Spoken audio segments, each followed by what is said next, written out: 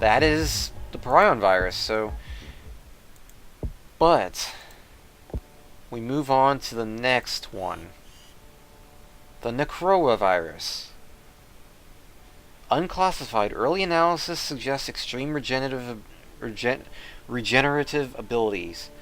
If that icon doesn't give you an idea of what it is this ends up being, yeah. So I am definitely going to go with normal here. And even on normal, this plague is hard. And as you can hear, we have different music this time, unlike the usual that we hear. So we're going to start India this time. So what is the Necroa virus? Well, it has the Necroa virus is simple. It has extreme regenerative abilities combined with aggressive metabolic demands, but most of its genetic structure is a mystery. So you might be wondering, well, Donnie, I still don't know what this is. Like, what is this? Even though I probably do know, but I'm just playing dumb for the sake of it. Well, first things first, you can probably see the different thing here. The different, like, human form down here. Now we see its human spine, along with its brain. You can probably see where this might be going. You can also see that we have a very different lineup. Like a very different lineup with the way things are sorted out. Now there's really not much I can explain with symptoms yet. Abilities, all the way over here, pretty much the same, with a few exceptions for now. But for transmissions, there are some exceptions. However, I'm not going for these for one reason alone. They're not really that worth it at the moment. Well,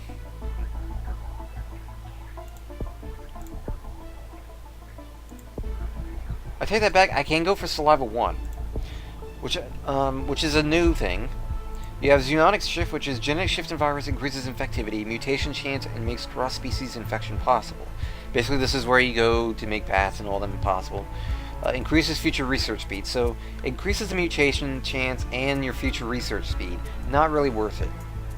However, let me just say your research speed, if you go to the main point of this game, the research speed isn't going to make a damn difference, even if they get to 100%. I'll explain why in a moment. Blood 1, pretty much same thing. Saliva 1 is a brand new thing in this virus. Virus replicates faster in salivary glands, increasing chance of infection through contact with saliva. Basically, spit to win. Because that's really the only one you're probably going to go with. Just, spit to win. That sounds very awkward, but yeah. Okay.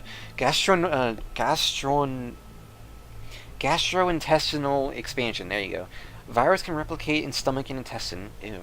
Increasing infectiousness through feces and vomit. Ew. They're very, blunt, aren't they? Saliva 2. Virus replicates directly in nasal cavity, significantly increasing chance of infection through contact with mucus. Boy, they're really... The damn, what was it? The Neurox one wasn't this awkward. Sheesh. Hey, at least I'm none. Can't really complain. But yeah, Saliva 2. Now, unfortunately, I have to be very careful about what I do with the symptoms. And again, I'm going to be very... I'll explain why in a bit. Really, by the way, saliva stuff is how you get to water. Not really, And I believe blood 1 is where you get to air, so. But yeah, what you want to do is, for this virus, you want to get as many people infected as you can. And this case, although I would try to recommend getting as much, like all of them infected, you're not going to do that. I'm going to say this right now, you are not going to be able to infect the entire world with this virus. And I'll explain why. Because, quite frankly, you are going to be fighting this thing. You are going to be fighting this thing. But I think Water 1 is where I'm going to stop with transmissions. A segmented genome, by the way, is where the virus splits its genome into smaller molecules, increasing the likelihood of a viable mutation during transmission. Honestly, I wouldn't recommend going for because I don't think they're really that beneficial after you get to a certain point.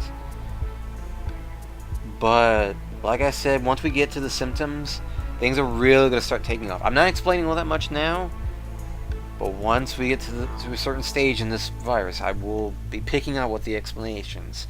So, I'm just glad the long last I got into this plague type, because it's the best one. I mean, I'm not lying, it is perhaps the best one out there. But I don't want to waste too much on this stuff, so I think that should do well right now. Cold resistance 1, the necessary transmissions I got, that should do for now. That should get this thing going, because this thing actually spreads very, very fast, if you can believe it. By the way, if you look closely, you can see that it's not the red, like the blood red that we're used to seeing. It's actually dark red, like a very demonic red. And you'll figure out why in a moment. But I'm specifically waiting for a reason. I'm not holding back on DNA points for a reason. The main reason why I'm doing this is because I want to do something particularly that I'm hoping will work. I don't know if it's going to, because this thing unfortunately does mutate very fast. Especially once enough of the country's been infected. Like, it starts... That's the thing, is that,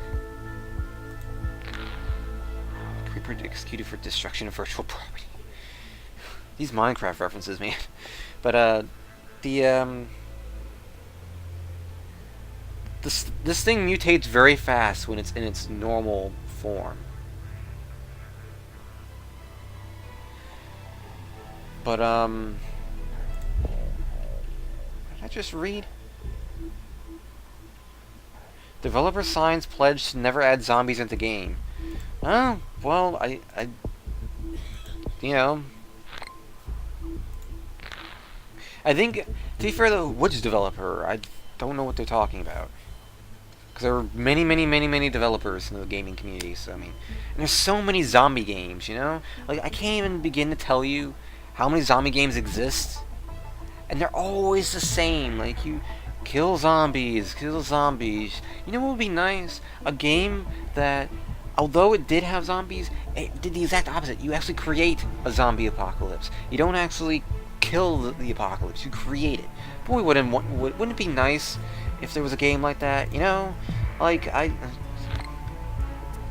So anyway, DNA points.